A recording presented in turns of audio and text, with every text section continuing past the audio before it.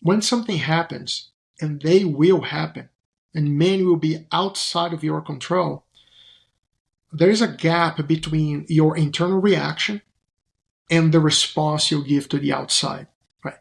And that gap is usually very, very narrow. But the more you can spread that gap and own the space between the gap, quality of life improves tremendously.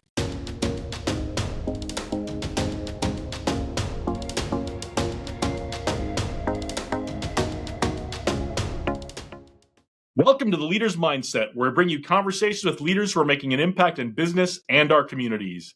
Today, I'm here with Dalmo Cirne. He's a senior manager at Workday, founder and CEO of the Streams Group, and author of The 4 Streams of Leadership. Thanks for being here today, Dalmo. It's great to be here. I was looking forward to this conversation, Jason. As am I. So before we get into what the 4 Streams of Leadership are, tell us about your early experiences as a leader and manager. I started my career as an individual contributor and spent 20 plus years working as software engineer and building great products. But at some point, the products I wanted to build were bigger than what I could do on my own. It required a bigger team. It required help from others. That's when I started making the transition into leadership and management. You needed more help. You needed to build bigger things. That's where it all began. But as many have come before me and went through that transition, you soon realize that it is a struggle, that the skills are different, what you need to do and what the expectations of the job are. You're feeling completely lost. Then you struggle, you start like, do I like this job? Do I don't like? And all comes from being unprepared, right? So that is one of the motivations to come and put that into a book and showing people that you don't have to struggle and go through the transition process.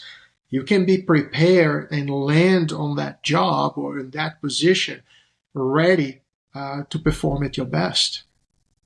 Yeah, I don't think that can be said too many times, is that, and this is something I talk a lot with groups about when I go speak to them or do workshops with them, is sometimes we have to talk about why we form teams in the first place, right? We form teams not because we like gathering people together and telling them what to do. We build teams because we're trying to accomplish something that we can't accomplish on our own, something that's bigger than ourselves. Exactly. Imagine trying to build a whole airplane, like a jumbo jet, on your own. It may take more than your whole lifetime to build that. You have to design, put the parts together and the engine. It's just too complex and you need like a big team. This example is like an extreme, but it helps to visualize, it helps to understand. Even for smaller projects, sometimes just one person is not enough and you would need more people to build that, right? 100%. So you talked about these early experiences that ultimately led to writing a book. What led to writing the book? When did you decide to write a book? Why did you decide to write a book? Was there like a Doc Brown flux capacitor moment where you came up with the 4 streams of leadership, like a vision, or was it just something you built up over time? Yeah, I have to say I didn't slip in my tub and bumped my head against the shower faucet. But yes, there was a moment, and there were reasons for why to write that book. Let me try to explain that to you. Many books out there, or most books out there in leadership and management, they are speaking to a different audience. They are speaking to the CEO, to the CTO, to the COO, basically to the C-suite level. There is valid advice and there are great books in that front, but that's not the audience I wanted to speak to. I wanted to speak to those people who are transitioning into management or early into management. They're struggling at doing their jobs, or managers of managers who want to prepare their team to do better, right? So there's a whole underserved audience out there that you don't have many books, if any, available and talking to those people. The second reason for writing the book, and I was asking myself before I went into this, right? People say that wisdom comes with age. So if the problem was already solved, I didn't want to solve it again. I didn't want to reinvent the wheel. So did people write books about leadership and management in the way that I'm envisioning? And the answer was no. The books available out there, even the few to the audience I'm speaking to, you may have seen this because it's so common. Once you see it, you can't unsee it. You open a book, it comes up with a story. It's a beautiful story. It's compelling, it's engaging. You want to see how it ends. But once you finish that story, it amounts to nothing. And why that? Because you don't have the same life experiences as the author or the protagonists of this story. You can't connect the dots. You don't see, the more of the story, and here's how I apply it to my job. So those stories, even though engaging and inspiring, they amount to nothing because you never go back to reread those stories. You already know what happens, and you can't connect the dots in bringing those lessons to your reality. So I adopted a different approach, out with the stories and in with practical examples, with explanatory knowledge of here's what it is, how it's done, when it's done, why the reason behind of this. By the way, here are samples, here are take-home exercises, here are things you can apply today. Those are much more relatable. And then this makes a book for you to keep on your desk, not a book for you to keep on the bookshelf and only collect dust, but a book that you keep at arm's reach and often referring as, this is how you do this, a status report, for example, or what kind of metrics we're going to be using to measure the performance of this project, and so on. That was a different approach. So those were the reasons that drove me to writing this book. Yeah, as I read the book, I was struck by how much it's about here's a tool you can use and metrics you can use to achieve a certain kind of outcome. A lot of leadership books, they're a narrative of how a CEO came in and turned around a company, or they've solved the problem, right? And they're very heavy on the why of leadership and the kind of leader we all want to be on leadership, but they often leave it to the reader how to go accomplish this for yourself. And your book really gets into here's tools you can use. Exactly. You like basketball? I'm not a big basketball fan, but I know a little bit about it. Okay, play with me for a moment.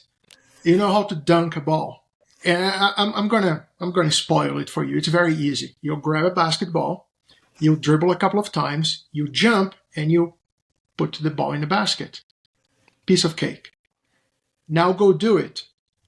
It's a completely different story. And that is an analogy that helps understand the story I was telling you before of why those books, they come up with those magnificent tales and very engaging, very inspiring, but you don't know how to do it. The same way that I just described to you how to dunk a basketball. How hard can it be, right? But the reality is, it is very hard. And unless you show how to do it and do the practice and understand the step in what it takes to do that, you won't be able to replicate. You won't be able to do it for yourself. Yeah, the military folks in the audience know what I'm going to say next, because I'm going to quote Clausewitz, who fought Napoleon back 200 years ago. On War, 14 something. I read the book. It's fantastic. Yeah. And what Clausewitz says about war in his book on war, everything in war is simple, but just because something's simple doesn't mean it's easy, right? And I'm of course paraphrasing that, but how to dunk a basketball. Well, if you know how to do it and you've done it, the steps are simple, but to get your body and your mind in the right place to do that can be very, very difficult. Exactly. For those people who haven't read that book you just mentioned, On War by Clausewitz, fantastic read. It takes a while. It's a commitment, but definitely worth it. Yeah, it's not something you're going to pick up at the beach and cruise through over the weekend, but definitely worth a read, especially if you're interested in leadership and strategy. All right, so what are the 4 streams of leadership? Here's a way to look at the 4 streams. Can I tell you a story of how I came up with the title of that book, and it could not be called anything else? And then we jump into the nitty-gritty details of the leadership. Yeah, absolutely. Go for it. So leadership is like a perennial river. There's a flow of tasks that are always coming at you, or they are initiated by you. But that flow is constant. It never ends because the company is functioning and you have all that many things to do. So that flow, like a river, it feels like a stream, right? With the constant movement. And the framework I'm proposing, there are 4 distinct fundamental directions where you have to operate, right? Those 4 directions are the self, where I call the reservoir. It's where all begins. Then you have downstream, you have upstream, and you have side stream. Managing those areas, and all 4 are necessary, makes the 4 streams of leadership. So the title of the book was the only title available for doing that. I could not have called the book anything else. But let's dive into what the 4 streams are.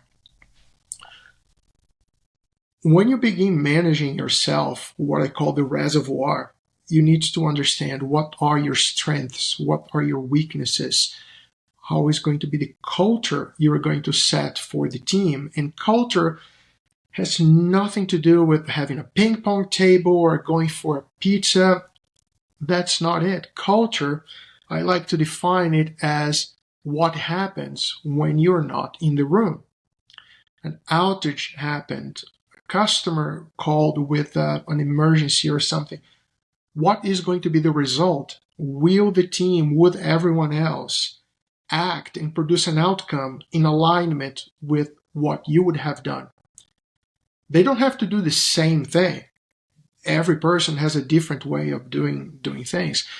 But we are focusing on the outcome. Is the outcome in alignment with the outcome you would have done? If there's a great overlap over there, you have a great culture. Right? Then you move into downstream. Downstream, you're managing your teams, your projects, and operations. And that's where you're going to spend most of your time. But you should not spend all of your time over there. Imagine flying an airplane and you have a compass, right? You may be heading in the right direction, but there's a thing called altitude. And that's kind of a big deal when you're flying an airplane, right? You want to have more than one instrument. You don't want to only manage downstream. Yeah, and to jump into that real quick, my pilots and military folks will understand this, but for the rest of us, when they train you to fly, they train you not to look at one instrument exclusively. They do a thing called an instrument cross-check, and that's part of your training learning to fly, and it's part of what you're evaluated on. We don't necessarily do that in leadership. We don't tell people, look at your whole instrument panel. We let people kind of figure out what to look at and don't give them real training on it. That is a fantastic example. And if you ask them, the pilots, which instrument is the most important, and the answer is going to be yes. All of them are important. You can't neglect one in favor of the other. You need the whole thing to work. And like what was more important, the jet engine or the flaps? Well, you need both. Without one, you don't have propulsion. Without the other, you don't have control. So you need all or nothing. That was a great example. Yeah. So going back upstream. Yeah. So the third stream is going upstream, is managing your management line. You're not telling them what to do, but this is a place where there is historical communications breakdown. People may be afraid to talk because of the hierarchy. You're not measuring the correct metrics. People upstream may not have the necessary information to make the correct decisions. So how do you negotiate with them? How do you communicate with them? How do you bring them up to speed? And how do you compromise even? So that is managing upstream. And the last one is managing side stream. You are in a group where you may have a role in a team, but there will be many other teams of peers that will be doing different roles, different responsibilities. They will have different responsibilities. For example, launching a product or releasing a service. If you come up with a widget and you want to release it, well, it better be compliant with laws and regulations of the country, right? You're probably going to need to work with the legal team. You will want to sell that. How do you come up with a message for selling? You're going to be working with the sales team, with the marketing team. Even the features of the product, you may be working with the product manager and other folks. So depending on your role and the role of everyone else, you need to be working with all of them, right? How do you work with them? How do you hold each other accountable? How do you define responsibilities and so on? So the 4 reservoir, downstream, upstream, and side stream, the group of those 4 make the package, and you have to take the whole package. There's no, oh, I'm going to take this part of it here, that part of it there. The same way of the jet airplane. You either take the whole thing or nothing, right? You need to work with the whole package. Yeah, and that's kind of traditional in leadership, is we talk a lot about what you call the downstream when we do leadership development and training, but we forget about the other 3 parts, and you do have to take it all as a package. And what I think is great about the book is that you start out with the self piece. You don't get into how do you manage your team. You don't get into all of that kind of stuff. You get into what do you do for yourself, and you talk about self-awareness. Tell us why self-awareness is important for leaders and what it really means to be self-aware as a leader. I'm going to take a bit of a tangent, but you will see how the dots connect right when we make the point. When you are assembling the team who will work in building a widget or coming up with a service, similar to playing a sports game, imagine that everyone is a quarterback or everyone is a goalie. You can't have everyone playing on the same position. It wouldn't end well. We wouldn't be winning many games or championships. Instead, everyone on the field will have different responsibilities. That is similar to assembling a team. You will have, for example, what I call a visionary, an implementer, and a forwarder or the closer. The visionary comes up, well, I know a problem and I can translate that into what the product will be built to solve that problem. Here's how we'll build it. Here's how you fly an airplane, for example. Then you need the people building the stuff. They say, hey, this concept over here, I know exactly how to materialize that. It may be code, it may be a piece of metal, it can be a widget, it can be electronics. Then they come up and implement that. The thing with the implementers is that very often, right before the end of the project, they see a new shiny light somewhere else with a new project, and they turn around and say, oh, shiny, and they go and start chasing because of the excitement of building something new. That's where the last one, the forwarder or the closer, needs to push the product across the finish line, right? They are not distracted until it's done. You need those 3 personalities on your team, and that's the minimum, right? You need very few visionaries. You don't need many. You need many more implementers, and you need a reasonable number of closers to have a functional team. So when you're assembling the team, you need to bring those folks with those personalities, including yourself. Maybe you are the closer. Maybe you are the visionary. Maybe you are the implementer, right? It doesn't matter how you identify yourself. You're still part of the whole. How do you know who you are? And don't get me wrong, every person ends up playing all three roles, but you have one predominant role, right? But you end up playing all three roles. But that starts like, who am I? And what values I'm holding? And what is the culture of the team? You have to have that self-assessment to know what are my strengths, what are my limitations, how do I work this, what are behaviors. Just a quick point on behaviors over there. Something many leaders, they fall short on the behaviors is when something happens, and they will happen, and many will be outside of your control, there is a gap between your internal reaction and the response you give to the outside, right? And that gap is usually very, very narrow. But the more you can spread that gap and own the space between the gap, quality of life improves tremendously. Something happens, it may be upsetting, it may be enraging, but you can choose how you respond. And that may make a difference of the team continuing trusting you, following you, and taking your guidance and your leadership going forward. Reacting or responding badly may compromise your career. We have seen many examples, many careers that went down the drain for not owning that gap.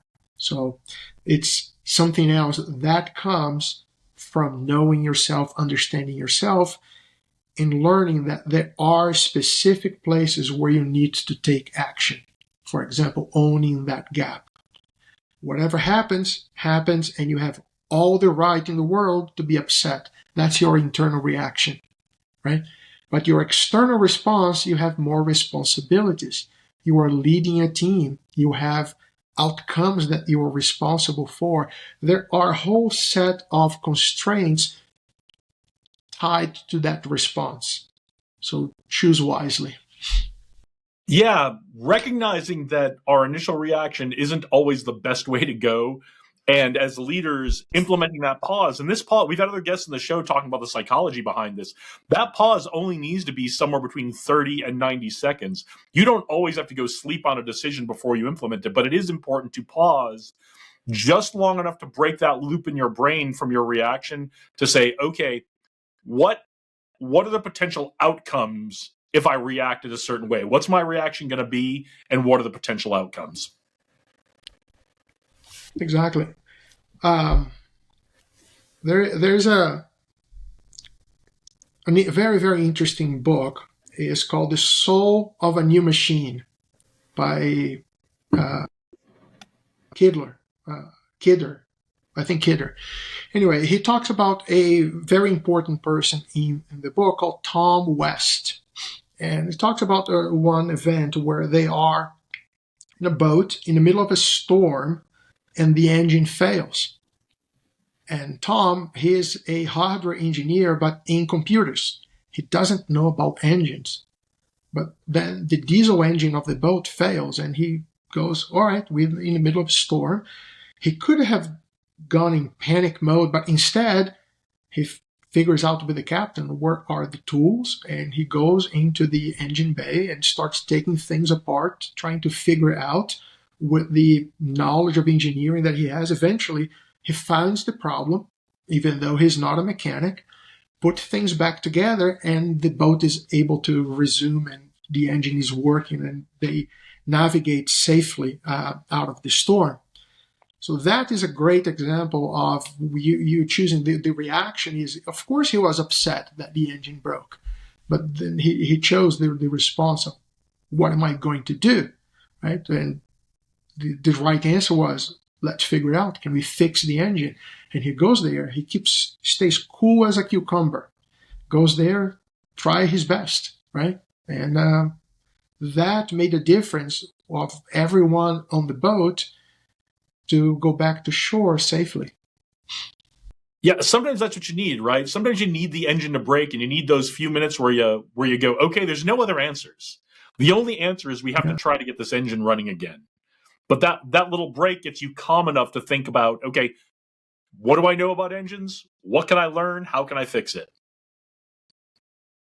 Absolutely. All right. Now, delegation is a topic that's really close to my heart, especially helping first-time leaders develop that as a skill. What do you find emerging leaders struggle with when it comes to delegation, and what are some tips you have for them?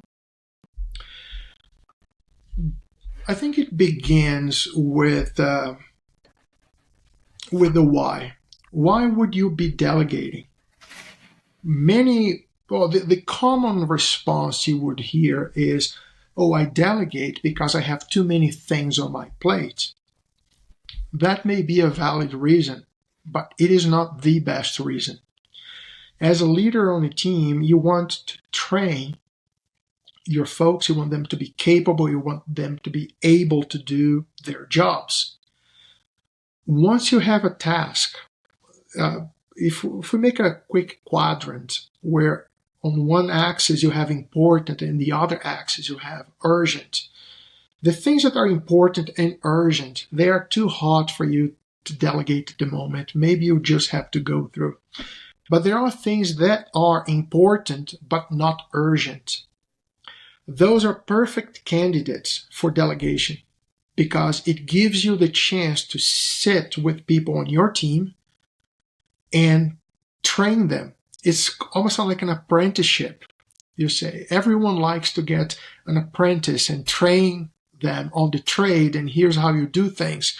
You get a task that is important but not urgent. Assigned to those people, now you have that chance of being a mentor, of helping the person grow professionally, enabling them to maybe later become a leader, or if they continue in the path of being an individual contributor, they are more capable of doing their jobs. So delegation is not about, although it may be a valid reason, but it's not about offloading the things on your plate, but is a very important instrument of enabling and growing your team. I love that. Delegation is a real opportunity to further develop people, not just get work off your own plate. Now, just as important as delegation is managing up, or what you call upstream in the book. What's some advice you have for managing up with our more senior leaders? When you have leadership, and leadership has to be hierarchical for a reason, right? If you have difficult decisions or unpopular decisions, consensus will not make those decisions, or will not come, one, with the right decision or at the speed it needs to happen. So that is the valid reason for maintaining hierarchy in leadership. But that hierarchy inevitably comes with some kind of intimidation or fear, or things where people feel less comfortable talking to because they are maybe afraid of being punished because they're talking. Anyway, assuming in a healthy workplace, the best way to work with your managers or your leaders is to begin a conversation. And many people don't know, oh, how do I talk? What do I talk about? How to do that?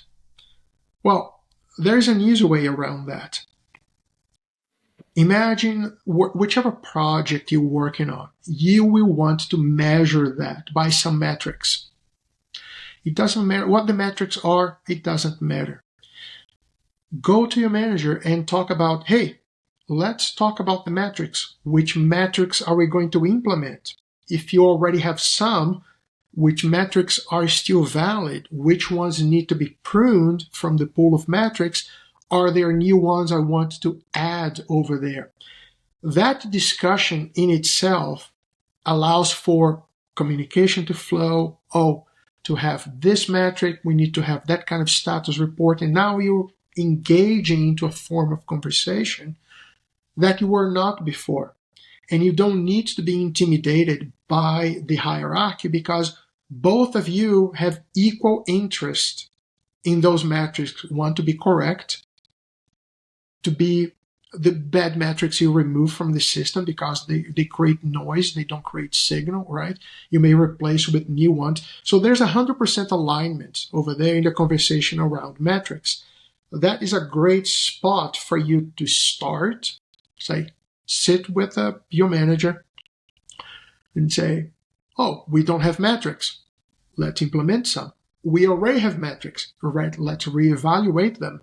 Here's a suggestion, either to add, remove, or both. Right? So, and as you build momentum, as the conversation begins, the rest follows.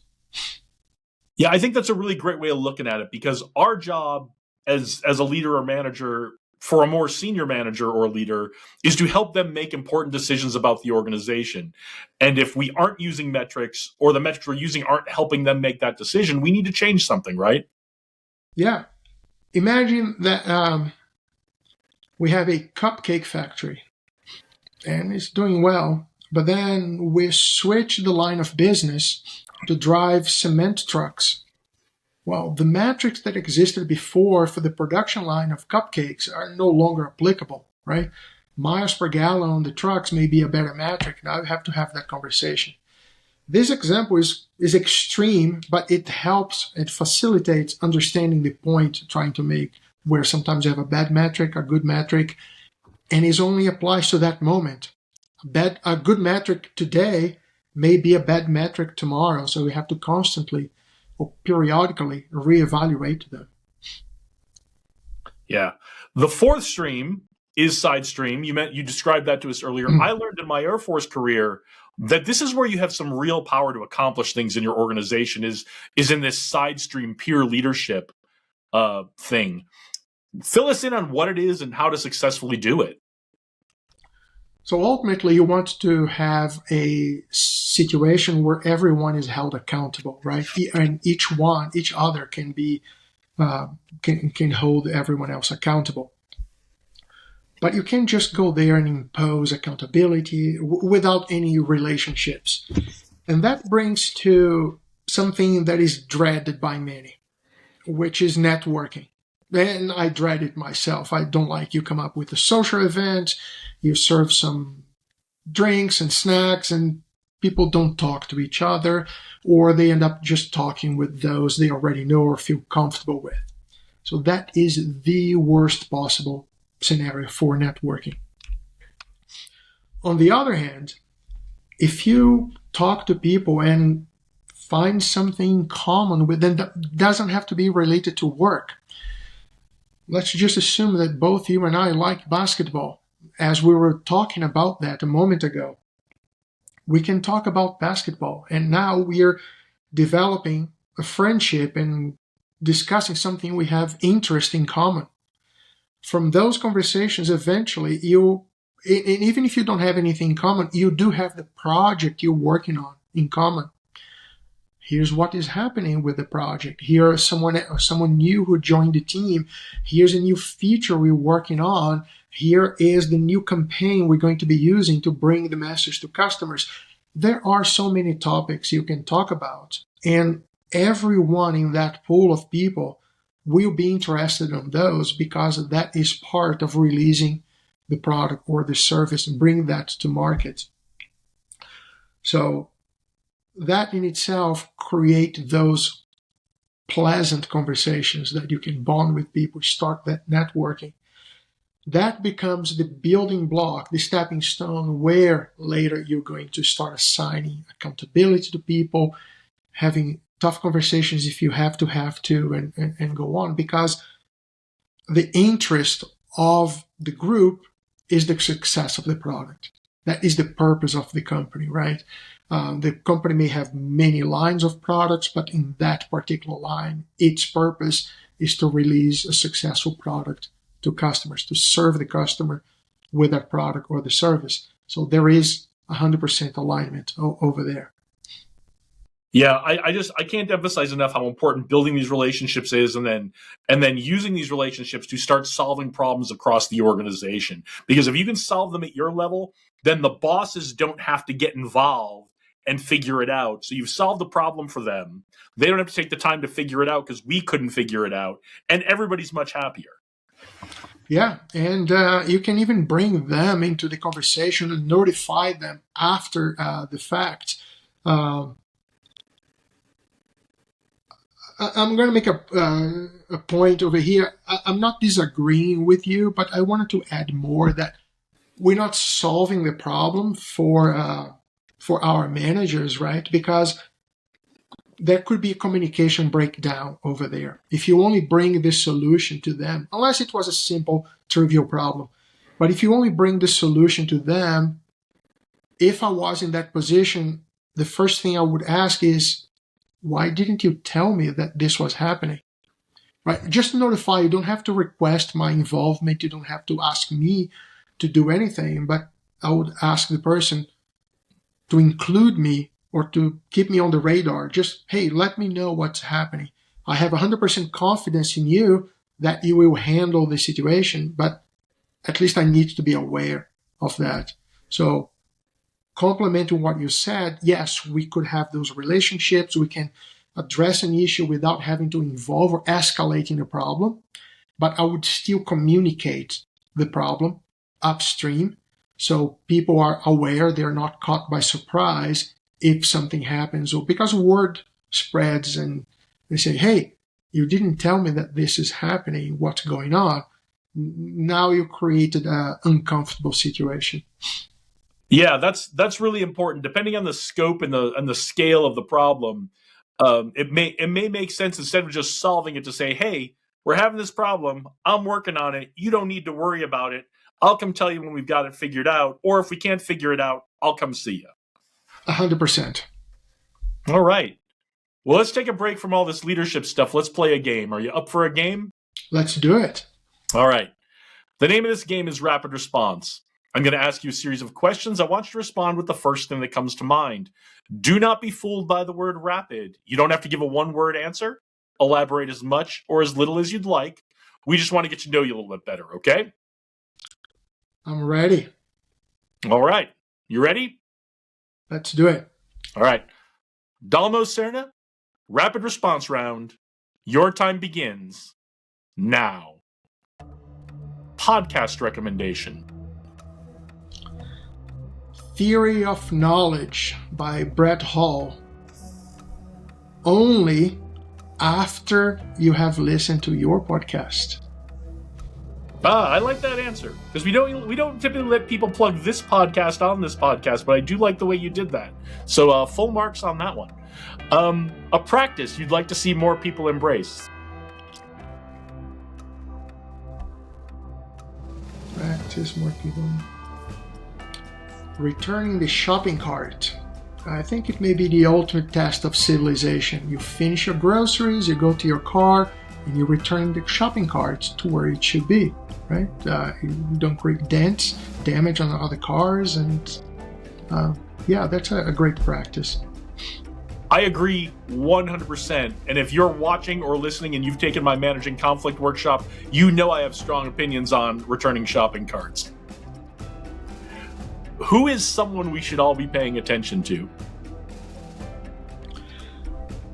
Very recently, I'd say less than a month ago, perhaps 2 months ago, and we are recording this in February 26. I became aware of this gentleman called Brian Rommel, and he created what is called the Zero Human Company. He wanted to digitize old archives and capture information that is not readily available to train models. And he ended up creating this entire company with several employees. None of them are humans. They're just bots that go scan, categorize, and use the data, or transform the data to be used later for training better models with knowledge. For example, a company that was very promising but went bankrupt. The data, the research, none of that is available out there anymore. It's only in the company servers. So he goes and tries to auction those servers to get the data and use for training. So it's a very interesting experiment of the Zero Human Company, but also what he's trying to do with collecting that information that is not rage on the internet, but is a collection of things worth preserving, and how he's doing that. So Brian Rommel, I'll pay attention to him. That's really interesting. I haven't heard of him, but I'm going to check that out. What is either your Get Pumped Up song or your walk-on music? Unfortunate Son, Creedence Clearwater Revival. That was an easy one. That's a good one. Biggest influence in your life? Biggest influence.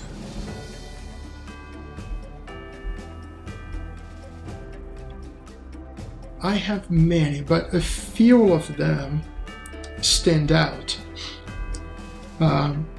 In terms of thinking, there are two: the late philosopher Karl Popper and David Deutsch, who is a physicist and still among us. They go deep into epistemology, how we know knowledge.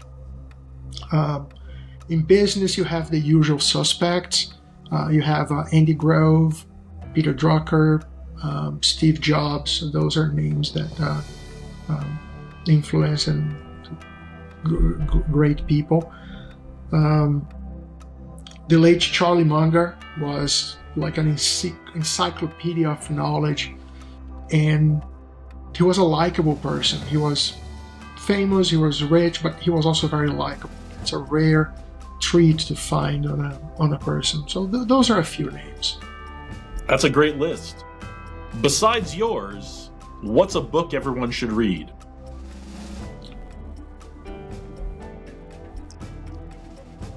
If you want to understand a little more about human nature, there is I'm going to recommend two books. One is from a late French philosopher called René Girard, and the book is Things Hidden Since the Foundation of the World. It talks about mimetic behavior, how a lot of our impulses, a lot of our desires are not innate from us, but they are triggered by outside stimuli. But there are a few things that do speak to you, that are innate from you. How do you find those, and how you understand that? It's a way of you protecting yourself against the outside world influences that may not be good for you. The second book is from a Swiss thinker. I don't think maybe they were philosophers. I think they were already called philosophers, but he's a deep thinker. He was from Geneva in Switzerland, Jean-Jacques Rousseau, and he wrote a book called The Social Contract. Also a fantastic book on not only leadership, but society as a whole, and what makes for a legitimate assembly of people, leadership of those people, a society, or it can be a company, it can be a town or a country. It's a fantastic read. All right. It's over 300 years old, so it's nothing to do with the current state of affairs. Well, it sounds like they're both good reads. I'll add them both to my list. What is your favorite recreational activity? During the winter, skiing. During the summertime, for the lack of snow, trekking, walking, taking my dog for long walks. I posted the other day all these social medias, and something funny, which was, if you want to read more, get a dog. And it sounds counterintuitive, but some books, they go great in audio format. Not all of them. Some books you do have to sit with them and go and flip the pages. But there are many books out there that go great in audio format. So when you go for a walk with your dog and you have the headphones on and you're listening to a book, the dog loves it because you end up going for longer walks, and you love it because you're consuming the book, you're reading more. So top tip, if you want to read more, get a dog. Great advice. What is your dream vacation spot? There is something I have on my bucket list, and I haven't done it yet. One of these days, but I want to go possibly to Alaska or perhaps Iceland, where you have those igloos that are built underground. They have the hotel, and the roof, instead of a opaque roof, is a glass dome. And from the comfort of your hotel room, you look up and you can see the aurora borealis. So you go there during the winter time, it's freezing cold outside, and you are in the comfort of your hotel room. Inside, you just look through the ceiling and you get to see the aurora borealis, and then repeat the same but in the southern hemisphere and go see the aurora australis. So getting to see both, it's on my bucket list. That sounds really cool. I might go do that as well. What is a trend you're excited about? Trend. I have to say self-driving cars. If I were given the power to rule the world, it would be the only enactment I would impose as a law is like a severe penalties for those who hog the fast lane, right? That is something very upsetting. So that problem is going to go away with self-driving cars. And jokes aside, it will have many benefits, right? Less traffic, less congestion, more safety of people, both pedestrians and those inside the car. So it is an exciting technology. I want to see over the next few years how it's going to develop. Yeah, I agree. And for those of you who know me, you know that I just slightly less important to me than put your shopping cart back is don't drive in the fast lane slower than the speed limit. Yeah. All right, last one. Favorite sports team or player? Well, my favorite sports teams du jour was or is the U.S. ice hockey team who just won gold in the Winter Olympics. That was an epic victory. Absolutely, for both the men and the women. Both men and women, and both put like an immense fight and exciting game. Both games were absolutely worth watching. Yeah, that was it's great. It's congratulations to both the men and the women's team on that. All right, well, thanks for playing our game. It's nice to get to know you a little bit. To get back into it, the book goes into a lot of practical advice. We've talked big picture, but I want people to go read the book.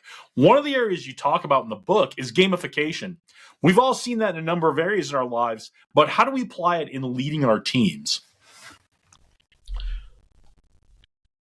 The gamification, you have to be careful when implementing that, or if you choose to implement that, not to have people pursuing the wrong metrics or starting competing in a way that is destructive to one another, right?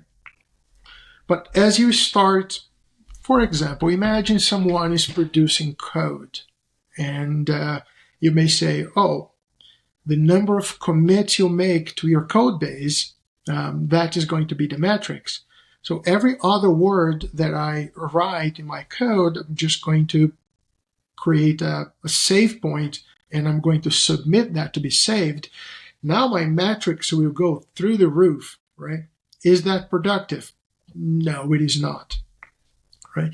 So you have to be careful not to establish one metric when doing things, but you can combine a set of metrics that balance each other. Well, how many saves do you have in a day? How many bugs does your software have? How many tickets from the backlog are you picking and actually completing, right? And you start compounding those metrics, and it becomes very hard, like really the effort to game the system, it starts being create a disincentive, right? You're not, the energy you have to put to game the system is more than what the energy you would do just doing the job, right? So once you create enough friction for people to come and try to cheat the system, That's when those metrics start doing well. So you may be doing research and you say, okay, what was the result of your research, positive or negative? There's no right or wrong, but you have to come up with a conclusion. This is worth doing, this is not worth doing. Combined with the amount of saves or commits that you made to your code and the number of bugs, how many actual tasks did you put from the backlog and completed them, and you put those compounds and you say, oh, I'm going to cheat the system. It's like, guess what? You would have to invest so much more energy into cheating the system than just doing the work, that the incentive is not there to cheat. There may be people, but that's the topic for a different part of the chapter, right? For a difficult conversation. Yeah, it's amazing what you can accomplish when you know how you're being evaluated and you just lean into that, right? And it becomes more transparent to people, right? Because they may say, oh, how am I being evaluated? What is being considered? Is it just am I in the good graces of my manager? Or as you come up with something that is more accessible to people and they are aware of it, you bring more transparency, you bring more fairness to the team, right? You're not having favorites, or you're not corrupting the system because of your sole inputs, but you're being transparent with the people and they say, no, this is fair. The metrics, they are not draconian or they're not inhuman. They apply to everyone. So therefore, you're bringing more trust into the system. That's great. It actually brings me to my next question, because as leaders, despite our best efforts to plan and to be fair, we're always going to have to deal with and manage conflict on our team. What's your advice for handling conflict on our teams? Conflicts are always difficult to navigate, right? But when you have conflict, you have to address the specific points of the conflict. If you just talk to someone and say, hey, watch your manners, that is not specific. That is too vague. They will not know what to do, and they will actually be upset at you and say, who are you to tell me watch manners? On the other hand, if you say, in the meeting we just had, when we were discussing about this new feature of the product, you went on a rant and you were talking over everyone. That was upsetting. Now you gave a feedback that was very specific about one day, one situation, one behavior that was taken. That is addressable, right? You say, oh, I know what I've done on the position of the person, right? You say, oh yeah, I was talking too loud, I was being too aggressive, I can fix that. So when giving that feedback, when having those difficult conversations, be specific. Don't be vague and just say to the person, hey, watch your manners. That doesn't help. It only worsens the problem. But once you bring specificity, now you're explaining why you're giving that feedback. The person can understand. They may or may not agree with you, but they will understand why they're being called attention. That's how you can have a productive conflict resolution. I love that. That's great. That's great advice. All right. So as we're wrapping up here, what's one last idea from the book that you want to make sure that the audience takes away from our conversation today?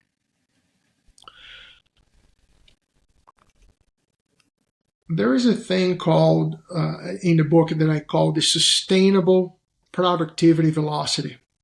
And it's an appendix to the book. If you are into mathematics, you would love that part. It's accessible to everyone. It's not super complicated math. But basically, I'm showing that interruptions are a killer of productivity. And I'm coming up with a mathematical model that shows how that is the case. When you're organizing the times of meetings, one-on-ones, status updates, creating such a way that the calendars of the individual contributors have long, uninterrupted blocks of time. Because if they don't, you will see a big suffer in productivity, right? So not only I'm showing that this is a productivity killer, but why it's a productivity killer and how to solve that problem, right? It's all there. I'm leaving a little bit on the table so people are curious just enough to go there and say, I have to see it for myself. Yes, we have actually left a lot on the table about the book. We've talked big picture stuff. There is a lot of practical tools, tips, how you can actually turn this into nuts and bolts things you do. And it's been great having you on the show, Dalmo. Tell everybody, the book is out March 17th. Tell everybody where they can find the book, where they can find you so they can thank you for joining us, what else you have coming up. Fill us in on all of that. Here's my invitation to everyone listening. Come to my website, dalmocirne.com, spelled DALMOCIRNE.com.